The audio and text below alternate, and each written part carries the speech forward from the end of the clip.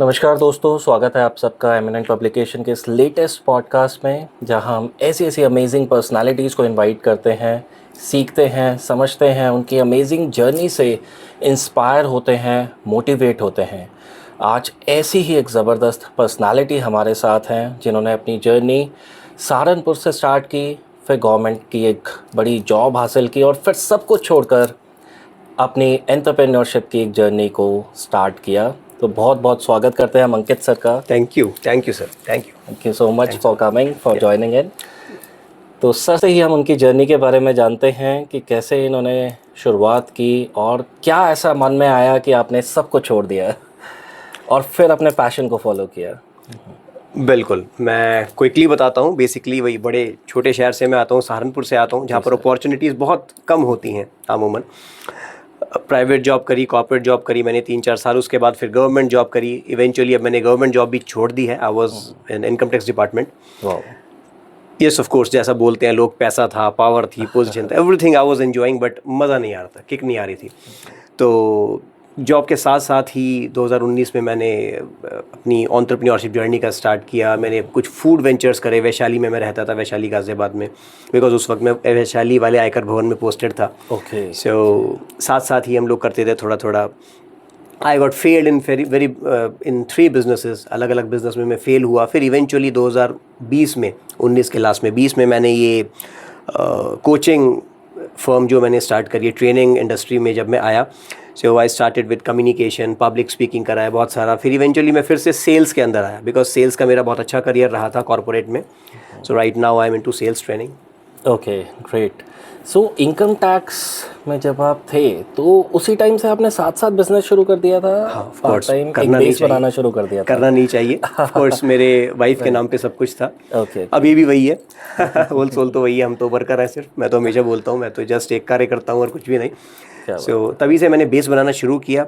बल्कि अभी 2025 के स्टार्टिंग में ही मैंने क्विट करा job, and right now I am full fledged into this thing, training. Okay, no doubt. आपने बहुत अच्छी बात बताई थी स्टार्टिंग में कि पावर और पैसा बहुत बिल्कुल सही कहा आपने। तो एक वो एक शान वाली जॉब होती थी। बिल्कुल। तो ऐसी क्या प्रॉब्लम्स फेस की आपने, अगर आप बताना चाहें तो? श्योर, मैं नटशेल में बताता हूँ कि बेसिकली ऐसा होता है कि देखिए, 2 तरह के लोग होते हैं। गवर्नमेंट जॉब की बात करें, 2 तरह के लोग होते हैं। पहले वो जो कह रहे हैं कि यार सुबह आना है, शाम को अपना जाना है चुपचाप, और पंच करना है, लंच करना है, दैट्स इट, निकलना है, और फिर सैलरी आ जाएगी, कोई सैलरी को छेड़ नहीं सकता। दूसरे तरह के लोग होते हैं जो कुछ करना चाहते हैं, जिनका कुछ पर्पस होता है कि यार परमपिता परमेश्वर ने, उस सुप्रीम पावर ने, जिसको भी आप मानते हैं, उसने अंकित रविंद्र जैन को यहाँ नीचे भेजा है, कुछ पर्पस तो होगा। मतलब गवर्नमेंट जॉब मैंने हासिल करी, बहुत मेहनत करी। मैं बहुत अच्छा नहीं था पढ़ाई में। बहुत मेहनत चाहिए जॉब के लिए। बिल्कुल, मेरे जैसे स्टूडेंट के लिए तो बहुत ज़्यादा डबल मेहनत चाहिए थी, बिकॉज मैं अच्छा नहीं था पढ़ाई में। तो बहुत अंधी मेहनत करी। फिर उसके बाद जब हासिल करी, तो जो मैं करना चाह रहा था, जो मैं अचीव करना चाह रहा था जॉब के अंदर, कि यार चलो यहाँ पर कोई केस आया है, अब उसको अच्छे से इन्वेस्टिगेट करते हैं, but was not able to do that. मैं नहीं कर पा रहा था ड्यू टू मैनी रीजंस, आप समझ सकते हैं। तो जो मैं करना चाहता वो मैं नहीं कर पा रहा था। मैंने कहा नहीं यार, ऐसी ज़िंदगी तो नहीं जीनी है, एवरेज लाइफ तो नहीं जीनी है। राइट। तो फिर आपसे बात करके लग भी नहीं रहा कि एक सरकारी जॉब वाली पर्सनालिटी, आपकी एक एंटरप्रेन्योर वाली एक पर्सनालिटी है एक्चुअली, वो कोचिंग बिजनेस और थैंक यू। राइट। तो सर, इतनी बड़ी जॉब, इतनी बड़ी पोजीशन छोड़ने के बाद हिम्मत कैसे आई कि एक एंटरप्रेन्योरशिप करनी है, सब कुछ छोड़ना है? आप इस तरह से भी कंटिन्यू कर सकते थे, जैसे आपने बताया कि वाइफ साथ कर रहे हैं। देखिए, that was illegal and that was unethical. दोनों ही चीज़ें थी, अनएथिकल थी और इलीगल थी। तो दोनों ही काम मेरे बस के नहीं थे। करना ज़रूरी था, बिकॉज बेस बनाना ज़रूरी था। ऐसा नहीं है कि मैं टशन में निकल गया, चलो मैंने आज छोड़ दी, कल से मैं बिजनेस कर रहा हूँ। ऐसे नहीं होता है, नॉर्मली ऐसे नहीं होता है। पहले आपको बहुत सारे फेलियर्स का सामना करना पड़ता है। तो वो सारे के सारे फेलियर्स मैंने विद इन जॉब देख लिए। जब जंप आना शुरू, मैंने कहा all right, this is the right time कि अब करते हैं। वापस आते हैं आपके क्वेश्चन पे, हिम्मत कहाँ से आई? देखिए, हिम्मत मुझ में तो थी, क्योंकि कुछ करना था, एक आग थी। हिम्मत चाहिए थी मेरी वाइफ को, मेरे पेरेंट्स को। ये 3 लोग मेरे लिए सबसे महत्वपूर्ण है। मेरे बच्चे तो छोटे हैं, उनको तो क्या ही समझाना। तो इन तीनों को हिम्मत देनी बड़ी ज़रूरी थी। तो मेरी स्ट्रैटेजी ये रही, ऐसे में बहुत ही, मैं छोटे शहर से आता हूँ, मैंने बताया, एंड बहुत ही लोअर मिडिल क्लास फैमिली से मैं आता हूँ।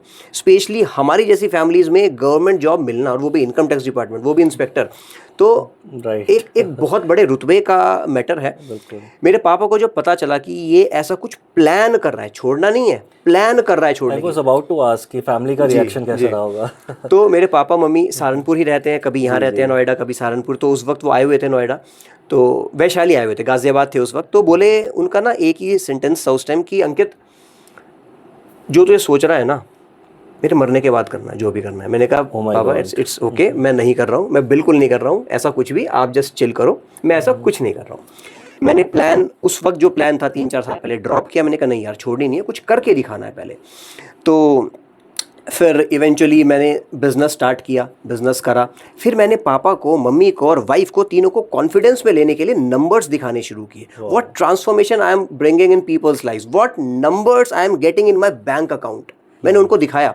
तो अभी 2024 की बात है, 25 में मैंने जॉब छोड़ दी, 24 की बात है, पापा मम्मी आए हुए थे, तीनों को बिठाया साथ में। तो मैंने उनको क्या करा, मैंने उनको एंट्रीज दिखाई, बैंक अकाउंट की एंट्रीज दिखाई। तो मैंने कहा पापा देखिए, ये ना एक एंट्री है।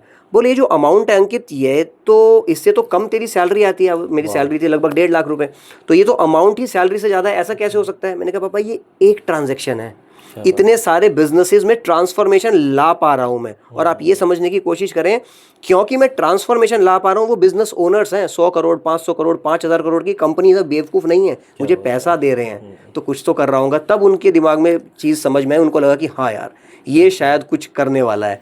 तो तब उनका अप्रूवल मुझे मिला टेक्निकली। जिस दिन मैंने जॉब छोड़ी, मुझे आज भी याद है, मेरा एक्चुअली मैं मुंबई ट्रांसफ़र हो गया था, तो I was in Mumbai at that time. Job resign करने के लिए मैं मुंबई गया था। तो पापा सहारनपुर में थे, मम्मी मेरी वाइफ नोएडा में थी, मैं मुंबई में था।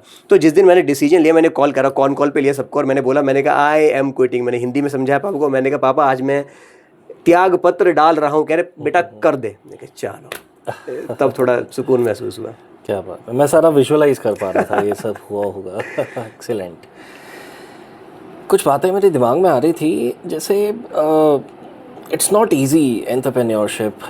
कई बार मैं लोगों को देखता हूँ कि 50-50 लाख का टर्नओवर हो गया, लेकिन 3-4 साल खाली भी बैठे हैं।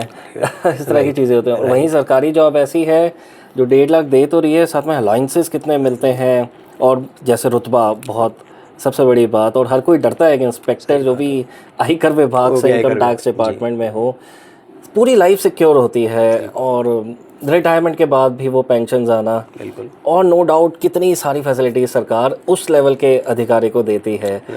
तो ये बहुत बड़ा डिसीजन था वाकई। बट लेकिन आपके अंदर वो था कि आपका वो 5 ईयर प्लान और 10 ईयर प्लान रेडी है। हाँ, रेडी है। वो कीड़ा था अंदर कि यार करना है, कुछ तो करना है। Okay, excellent. सर, थोड़ी बात आपकी कंपनी के बारे में करते हैं। श्योर। और मैं बहुत ही ज़्यादा इंटरेस्टेड हूँ वो जानने के लिए कि आपका जो आपने अभी इनकम ट्रांजैक्शन की बात की, और आई एम श्योर जो व्यूअर्स हमें देख रहे हैं वो भी चाहेंगे कि ऐसा आप करते क्या हैं जो इतनी अच्छी इनकम आ रही है। एब्सोल्युटली। तो कंपनी के बारे में आप थोड़ा बताएं, एग्जैक्टली आप क्या काम करते हैं? सिर्फ बड़े एंटरप्रेन्योर्स के साथ ही काम करते हैं या क्या करते हैं? बिल्कुल, मैं क्विकली बताता हूँ आपके लिए एंड सारे व्यूअर्स के लिए। मैं यूजीएस खुल के बता सकते हैं। Thank you. मैं यूजीएस नाम की ट्रेनिंग कंपनी चलाता हूँ। We are a hardcore sales training company. हम मार्केटिंग में हेल्प नहीं करते, हम बिजनेस ऑपरेशंस में हेल्प नहीं करते, फाइनेंस में नथिंग डूइंग। हम सिर्फ सेल्स ग्रो करवाते हैं, दैट्स इट। अच्छा। Now UGS uprising global skills नाम की हमारी कंपनी है। 2 साल पहले तक मैं सिर्फ B2B करा करता था, सिर्फ SMEs के साथ जिनका टर्नओवर 50 करोड़, 100 करोड़, 500 करोड़। हमने 5,000 करोड़ तक की कंपनी को भी मेंटोरशिप दी है, हैंड होल्ड करा, उनके रेवेन्यू को ग्रो किया है। टिल डेट लगभग 35 से ज़्यादा वर्टिकल्स में 130 से ज़्यादा कंपनीज़ के साथ हम लोग ट्रेनिंग कर चुके हैं। We are having in house trainers. मैं खुद एक ट्रेनर हूँ, 7 साल पहले मेरी जर्नी स्टार्ट हुई, तो मैं खुद दिल से एक ट्रेनर ही हूँ। मेरे साथ ट्रेनर्स जुड़े हैं जो ऑफ कोर्स पेरोल पर हैं कंपनी के। तो हम ये सारी चीज़ें कर रहे हैं, 7 सालों से कर रहे हैं, अलग अलग कंपनीज़ को हैंड होल्ड कर रहे हैं। मतलब आज के टाइम में ऐसा है कि यू नेम अ प्रोडक्ट और उसका कोई ना कोई, चाहे छोटा ब्रांड हो चाहे बड़ा ब्रांड हो, कोई ना कोई वो कंपनी हमारा क्लाइंट ज़रूर रही होगी। 35 से ज़्यादा वर्टिकल्स में हमने काम किया है। तो B2B में कर रहा था। अभी कुछ महीने पहले ही I ventured into B2C as well. मैंने सोचा कि यार 100 करोड़ वाले को 120 पे ले जाना इज फाइन, मजा आ रहा है, इतने सालों से कर रहे हैं, बहुत मजा आ रहा है, बहुत ही सक्सेसफुली कर रहे हैं। उसका क्या जो 1 लाख पे है, राइट, उसका क्या जो 50,000 पे है, वो बहुत ही, वो सोलोप्रेन्योर है, वो कह रहा है कि सर मैं 50,000 रुपये कमा रहा हूँ, मुझे 1 लाख पे पहुंचना है। मैंने लिटरली बैठ के मंथन किया अपनी टीम के साथ, मैंने कहा यार ये चीज़ करें क्या, ये कोई इमोशनल डिसीजन तो नहीं रहेगा, ऐसा तो नहीं रहेगा कि लोगों की हेल्प करने के चक्कर में अपना रेवेन्यू हम डिप कर लें। तो बहुत स्ट्रैटेजिकली हमने ये चीज़ स्टार्ट करी। हमने इवेंचुअली हमने फिर वही करा, हम B2C में आए, एंड आज के डेट में हम लोग B2C के माध्यम से जो छोटे बिजनेस ओनर्स हैं, जो 10,000 रुपये, 50,000 रुपये कमाते हैं, 1 लाख रुपये कमाते हैं, 2 लाख रुपये कमाते हैं, 2 से 4 करना चाहते हैं, उनको भी हम लोग हैंड होल्ड कर रहे हैं कोर्सेज के माध्यम से, ग्रुप कोचिंग फॉर्मेट के माध्यम से, और इस तरह से हम सेल्स को अगर ग्रो करना है तो एक ही नाम, UGS ट्रेनिंग कंपनी। क्या बात है सर। अमेरिका में मैंने ऐसा सुना था, जो एंटरप्रेन्योर्स होते हैं, बिजनेस ओनर्स होते हैं, 1000 घंटे की वो ट्रेनिंग ज़रूर लेते हैं, वो नई चीज़ें, नई स्किल्स सीखते हैं। लेकिन इंडिया में वो कल्चर अभी नहीं आया है पूरी तरह से। Thanks to the companies like you, आप सिखाने का काम कर रहे हैं, उस स्किल्स के साथ ट्रेन कर रहे हैं, it's really important. Thank you for your words, but ये बात बिल्कुल सच है। राइट, नहीं है अभी तक वो कल्चर नहीं आ पाया है। हमें लगता है कि हमारी एजुकेशन कंप्लीट हो गई, अब हमें क्या ज़रूरत है फिर से पढ़ने की, but I think it's really important to upskill. Sir इस बात पे मैं एक बात बोलना चाहता हूँ, आपने बोला it's really important to upskill. Correct, upskill होने के लिए अलग अलग स्किल में इन्वेस्ट करना है, राइट, ट्रेन करना है खुद को। एक स्किल का नाम लेता हूँ, दैट इज सेल्स, जो मेरे जिस पे हम लोग काम करते हैं हर वक्त। एक बात बताएं, किसी भी कंपनी को पकड़ लीजिए, उसके किसी भी एम्प्लॉय को पकड़ लीजिए, उसके पास 1 साल का एक्सपीरियंस है या फिर उसके पास 25-30 साल का एक्सपीरियंस है, सेल्स ट्रेनिंग के नाम पे उसके पास क्या है? कुछ भी नहीं। आप खुद सोचिए, इंडियन एजुकेशन सिस्टम में कोई आर्ट से है, कॉमर्स से है, साइंस से है, सेलिंग एज अ साइंस किसने पढ़ी है क्या? Selling as a subject? Answer is no. ये समस्या है बहुत बड़ी, हमें बेचना नहीं आता। और जो 25 साल वाला बंदा है ना, जो कह रहा है सर मैं सब कुछ जानता हूँ, वो सच में सब कुछ जानता है, पर अभी भी बहुत कुछ नहीं जानता। मैं एग्जांपल बताता हूँ आपको। मान के चलिए वो बंदा 25 साल पहले पहली जॉब में गया सेल्स में, उसको मोबाइल खरीदना था, लेट्स सपोज मोबाइल की कंपनी में वो गया कि मोबाइल की सेल्स करानी है, right.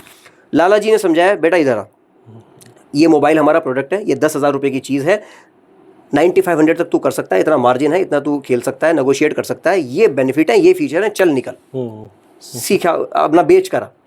This is really a bad thing. मतलब ट्रेनिंग शुरू होने से पहले ही खत्म हो गई। सेलिंग एज अ साइंस उसको सिखाया नहीं गया। क्या होता है rapport building, objection handling, closing अपने आप में एक कला है। क्लोज करना, डील को क्लोज करना, फंड्स को कैप्चर करना, कला है, सीखनी पड़ेगी, तो रिजल्ट्स आते हैं sir. Right, it's very important. और बहुत अच्छा काम कर रहे हैं कि उन एंटरप्रेन्योर्स, सोलोप्रेन्योर्स तक भी पहुंचना, हाँ जी, इट्स रियली इम्पोर्टेंट।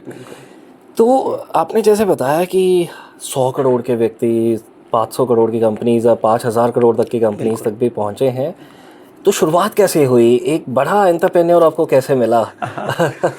आपको सच बताता हूँ, आज कुछ साल पहले की बात है। वी वर इन वैशाली, हम लोग वैशाली गाजियाबाद बेस्ड थे, क्योंकि मैं उस वक्त जॉब कर रहा था, राइट। गूगल माय बिजनेस पर किसी ने सर्च किया, साहिबाबाद, वहाँ पर एक इंडस्ट्रियल एरिया है पास में। My first client, my first B2B sales का B2B क्लाइंट मुझे वहाँ से मिला। मैं नाम भी ले सकता हूँ उनका, साई लाइफ इंडस्ट्रीज करके उनकी कंपनी का नाम है। Mister Varun Kohli is the director MD, मेरे very first client from in sales. क्या बात है।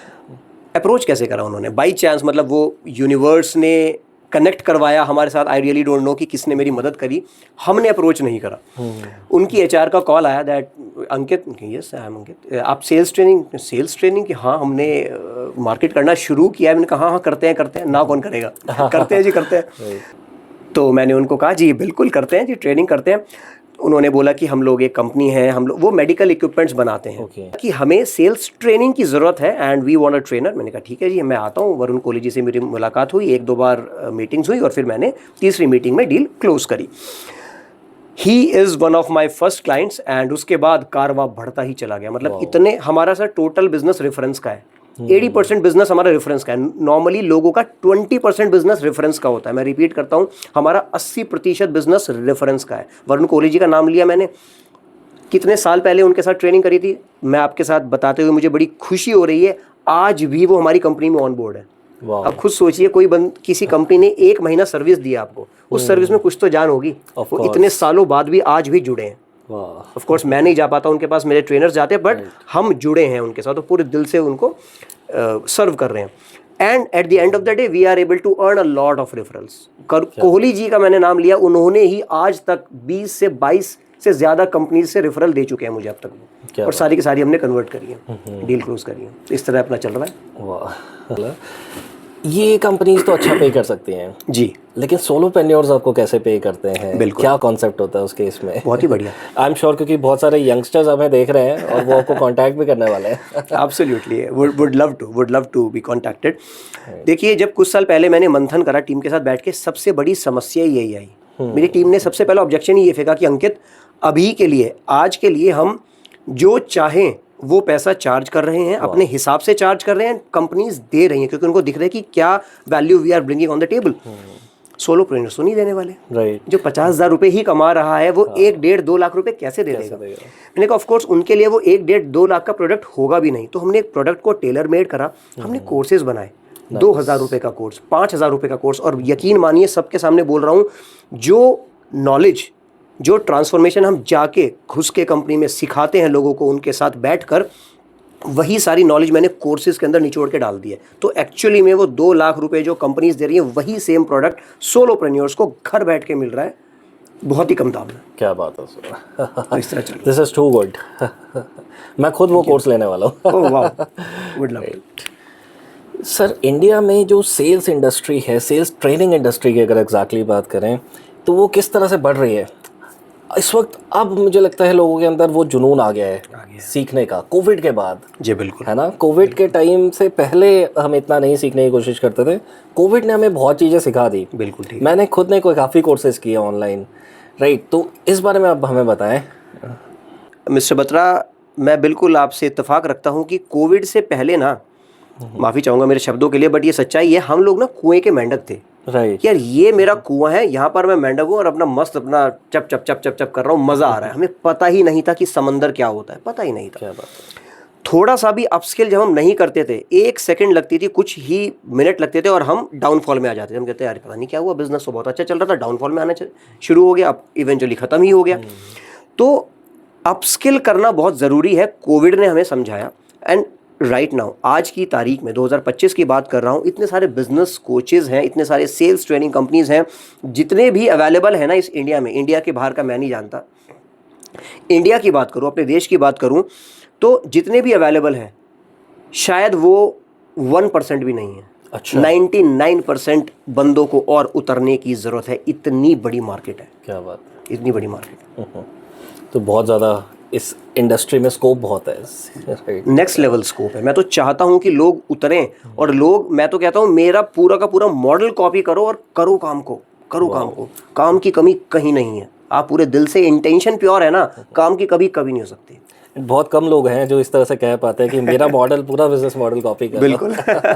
नाइस सर, मैंने सुना है पहले 3 बिजनेसेस आपने किए थे इस बिजनेस से पहले, वो फेल हो गए थे जी, और मैं चाहूँगा कि आप उसके रीज़न ज़रूर बताएं कि क्यों फेल हुए थे, और हमें फेलियर से और ज़्यादा सीखने को मिलता है। एब्सोल्युटली, मुझे भी कोई आपत्ति है ही नहीं सच में। मतलब मैं तो हमेशा बताता हूँ कि मेरी यूजीएस ट्रेनिंग कंपनी चल रही है ना, उसके फाउंडेशन है वो तीनों बिजनेसेस। मतलब वो बिजनेस एग्जिस्ट करते थे, मैंने लाखों रुपए वहाँ पर फूका, मैं सड़क पे आ गया मतलब मेरी सारी सेविंग्स खत्म हो गई, तब जाके यूजीएस कंपनी खड़ी हुई है। तो वो फाउंडेशन है, वो मेरे दिल के बहुत नज़दीक है, तो मैं खुल के बता सकता हूँ आपको उसके बारे में।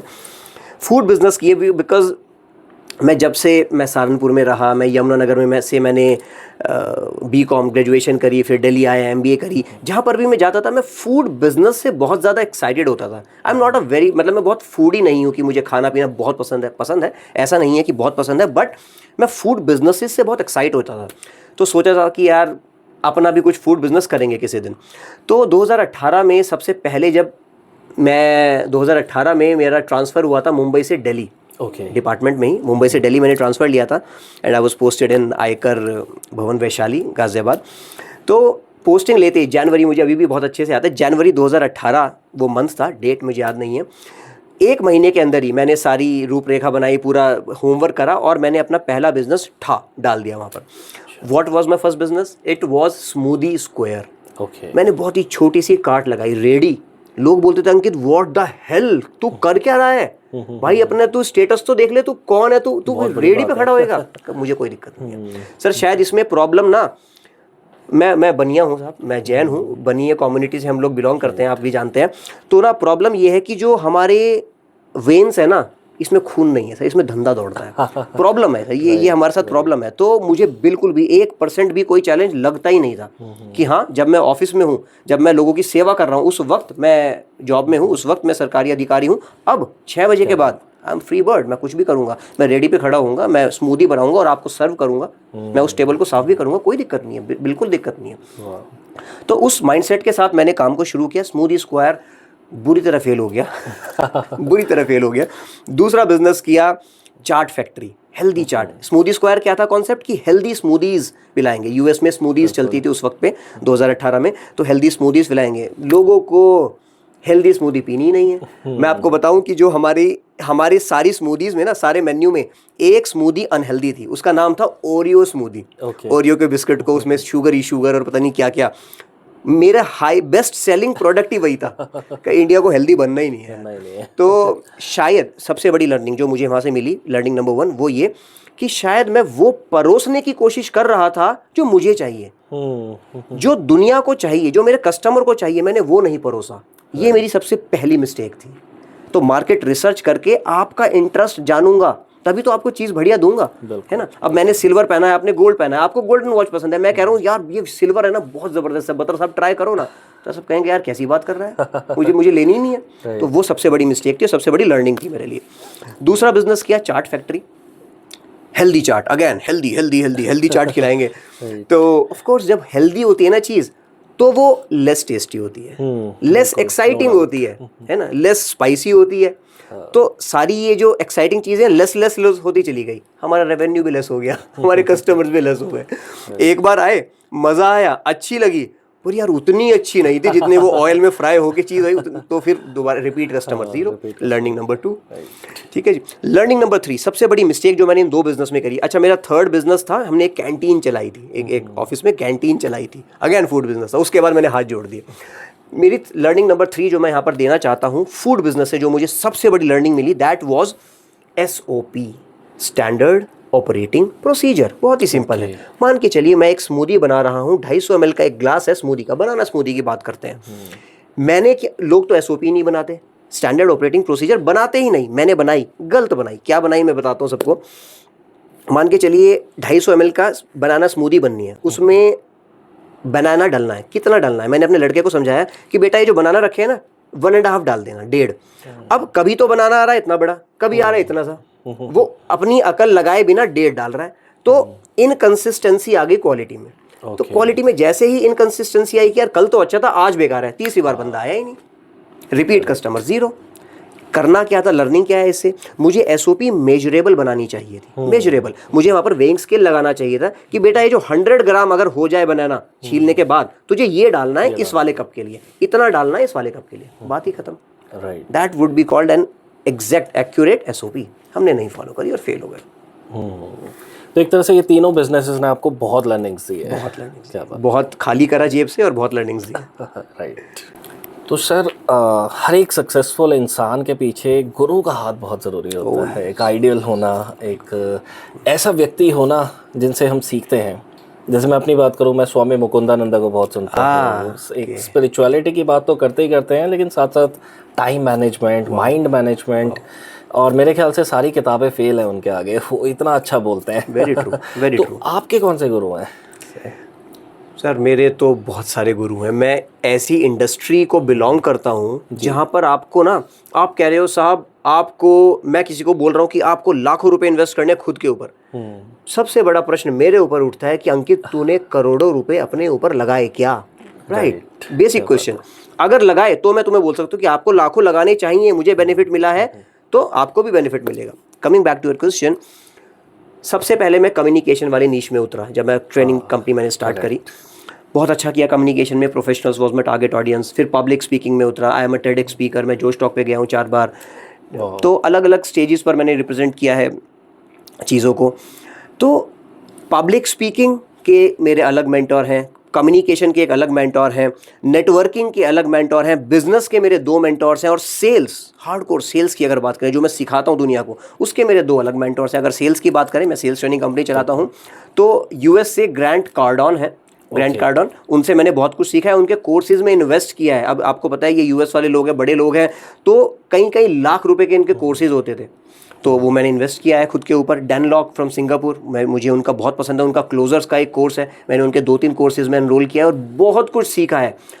प्रॉब्लम क्या है कि ये दोनों ही लोग इंडिया की मार्केट से बाहर के लोग हैं, तो अब रेप्लिकेट कहते हैं ना कि नकल करने के लिए भी अकल चाहिए। मैं तो हमेशा बोलता हूँ कि अगर कुछ अच्छा लगा है ना, हमेशा नकल करो। मैं अपनी टीम को बोलता हूँ, सोशल मीडिया वाले को, इसको उसको, हर किसी को बोलता हूँ, नकल करो, बिंदास करो, कोई दिक्कत नहीं है, बट नकल करने के लिए अकल चाहिए। अब वो जो सिखा रहे थे वो यूएस की मार्केट में, इंडिया से बाहर की मार्केट में, है ना, एशिया से बाहर की मार्केट में बहुत अच्छा काम करता था, यहाँ की मार्केट में टोटल फेल था। तो मैंने उसको टेलर मेड बनाया, जो मेरे पास 3-4 साल का कॉर्पोरेट एक्सपीरियंस था, उस एक्सपीरियंस को उस कोर्स के अंदर डाला, उस लर्निंग के अंदर डाला, उस साइंस के अंदर डाला, जो साइंस मैंने इनसे पहले कभी सीखी ही नहीं थी। सेलिंग इज अ साइंस है। तो फिर इस तरह से मैंने उन मेंटोर्स, वो मेंटोर्स के बिना तो यहाँ तक पहुँचना असंभव था, इम्पॉसिबल। क्या बात है, ये बहुत अच्छी बात कही आपने। उसे फिर इंडियन ऑडियंस के हिसाब से बनाना, क्योंकि हमारा ऑफ कोर्स हमारा स्टाइल अलग है बिल्कुल, हमारे चैलेंजेस अलग चैलेंजेस है सब बिल्कुल बिल्कुल। सर बहुत बढ़िया आपकी जर्नी रही है, चाहे गवर्नमेंट जॉब की बात करें, उस पर भी एक टॉप मोस्ट लेवल लेना, फिर बहुत सारे बिजनेसेस फेलियर्स होना, उससे बहुत चीज़ सीखना, और एक सक्सेसफुल एंटरप्रेन्योर, आज आप कह सकते हैं कि आप एक सक्सेसफुल एंटरप्रेन्योरशिप की जर्नी पे हैं। हम हमेशा एक जर्नी पे ही रहते हैं, राइट। इस जर्नी पे अगर आप एक किताब बनाना चाहें तो उसका क्या नाम होगा और क्यों? किताब देखिए, किताब बनाना चाहूँगा तो मैं सेल्स के ऊपर ही लिखूंगा, बट अगर सेल्स को साइड में करते हैं 2 मिनट के लिए, अगर मैं किताब बनाना चाहूँगा, मैं इनकम टैक्स डिपार्टमेंट के बारे में कुछ नहीं लिखना चाहूँगा, करेक्ट, गवर्नमेंट जॉब के बारे में नहीं लिखना चाहूँगा, एंटरप्रेन्योरशिप के बारे में नहीं लिखना चाहूँगा। शायद मेरी किताब का शीर्षक होगा फेल होने के 100 तरीके। क्योंकि मैंने वो 100 तरीके सीख लिए हैं। मुझे कोई 101वां बताओ, मैं वो भी सीखने की कोशिश करूंगा, जिससे कि वो तरीका मैं अपनाऊं और मैं फिर उस तरीके के कारण फेल ना हो पाऊं। तो अगर किसी भी एंटरप्रेन्योर ने वो 100 तरीके सीख लिए, तो यू नो कि आपको 101st स्टेप करना है और ये 100 आपको नहीं करने हैं। वाओ, इट्स वेरी इंपॉर्टेंट और काफ़ी इंटेलेक्चुअल आंसर आपका। राइट। और जब फेल होने के 100 तरीके हमें समझ आ गए, तो हमें समझ आया था कि क्या नहीं करना है, राइट, वेरी इंपॉर्टेंट। सर, इसी के साथ हम अपने पॉडकास्ट के लास्ट में पहुंच गए हैं, रैपिड फायर राउंड। तो यहाँ पे हमने जो क्वेश्चंस पूछेंगे उसका एक लाइन या एक वर्ड में आपने आंसर देना है। स्टार्ट करें? ठीक है जी। गवर्नमेंट जॉब या बिजनेस, ज़्यादा मुश्किल क्या था? ज़्यादा मुश्किल तो बिजनेस ही है, ऑलवेज। गवर्नमेंट जॉब में आप घुस गए, मैं हमेशा बोलता हूँ कि गवर्नमेंट जॉब में घुसने के बाद आपको जंग लग जाता है। आई एम सॉरी टू से, मुझे ऐसा नहीं बोलना चाहिए, पर 80% को लग जाता है। तो business is always very tough, very challenging. हर रोज़ नए चैलेंजेस, बिल्कुल। कॉफ़ी और मेडिटेशन, क्या आपको ज़्यादा एनर्जी देता है? 100% मेडिटेशन। कॉफ़ी तो एनर्जी खींचती है, आपको डिहाइड्रेट करती है, पानी की कमी करती है बॉडी के अंदर, सब कुछ नेगेटिव करती है। तो coffee is really not good as compare to meditation, बिल्कुल भी नहीं। मेडिटेशन तो डिफरेंट लेवल की साइंस है। अगर कोई भी बंदा 2 मिनट भी प्रैक्टिस कर रहा है या फिर वो 2 घंटे प्रैक्टिस कर रहा है, फ़र्क नहीं पड़ता, नेक्स्ट लेवल का सुकून देती है, नेक्स्ट लेवल की इनर पीस देती है। जो इनर पीस में होगा ना सर, वो उसको रॉकेट बनने से कोई नहीं रोक सकता। इनर पीस ज़रूरी है। One line that defines your life philosophy. My life philosophy, मैं जैन हूँ, तो भगवान महावीर का संदेश है, लिव एंड लेट लिव। जियो और जीने दो, किसी को भी मारो मत, किसी को तंग मत करो, और तंग हो भी मत, है ना। इतने बलवान बनो कि अगर कोई तंग करे तो आप उसको रोक सको, और तंग किसी को होने भी मत दो। Live and let live. एक ऐसे मेंटोर जिनके बिना आपकी जो जर्नी है वो कहीं ना कहीं अधूरी होती है। लाइफ के सबसे बड़े मेंटोर मेरे बड़े भाई, मेरे गुरु, मेरे शिक्षक, मेरे राम, आशीष अग्रवाल जी। फ्रेंचाइजी बताओ करके वो कंपनी चलाते हैं, फ्रेंचाइजी बताओ के मालिक हैं। गूगल यूट्यूब पे आप जा सकते हैं, आशीष अग्रवाल सर्च कर सकते हैं। वो मेरे मेंटोर रहे हैं। वो उन्होंने मुझे सबसे अच्छी बात पता है क्या लगी उनसे, जो मैंने सबसे ज़्यादा बढ़िया से सीखा है उनसे, that is the power of giving. उन्होंने मुझे देना सिखाया है। मैं 10 रुपये दे रहा हूँ, 100 रुपये पता नहीं कहाँ से बरस के वापस आ रहे हैं, पता ही नहीं चल रहा है। Powerful. So sir, last question. One word for Eminent Publications podcast. One word, excellent, all the best. मैं ऐसा क्यों कह रहा हूँ? वो मैं इसलिए कह रहा हूँ कि आप मिस्टर बत्रा एमिनेंट पब्लिकेशंस के ज़रिए, एमिनेंट पॉडकास्ट के ज़रिए जो काम आप करने की कोशिश कर रहे हैं, अलग अलग बिजनेसमैन की, अलग अलग बंदे की सक्सेस स्टोरीज़, अलग अलग बंदे की फेलियर वाली स्टोरीज़ जो दुनिया तक लेकर जा रहे हैं, ये कमेंडेबल है। Thank you, please keep doing this. Thank you so much. और इसी के साथ एक पॉडकास्ट को हम एंड करते हैं। तो अंकित सर से हमने आज बहुत सारी चीज़ें सीखी और आई एम श्योर आप सब इस वीडियो को रिपीट करके भी देखें और हम सर के सोशल मीडिया लिंक्स भी हम डिस्क्रिप्शन में डालेंगे ताकि आप सर की टीम से कनेक्ट कर सकें। और सर सबसे अच्छी बात मुझे ये लगी कि एंटरप्रेन्योर्स अकेले नहीं हैं, सोलोपेन्योर्स का स्पेशली ये बात करेंगे, वो अकेले नहीं हैं। आप जैसे ट्रेनर्स हैं तो वो सोलोपेन्योर्स भी 5,000 करोड़ की कंपनी बना सकते हैं, आई एम श्योर। तो इसी कॉन्फिडेंस के साथ, इसी लगन के साथ और ऐसे ऐसे बड़े शख्सियत से सीखते रहें और चैनल को हम अच्छे से सब्सक्राइब करें और आपका जो प्यार मिल रहा है उसे प्यार को कंटिन्यू करते रहें। एंड लास्ट में 1-2 वर्ड्स अगर आप कुछ कहना चाहें and then we will end. That's it mister Batra, keep rocking and keep learning नहीं रुकनी चाहिए। Thank you so much. Thank you.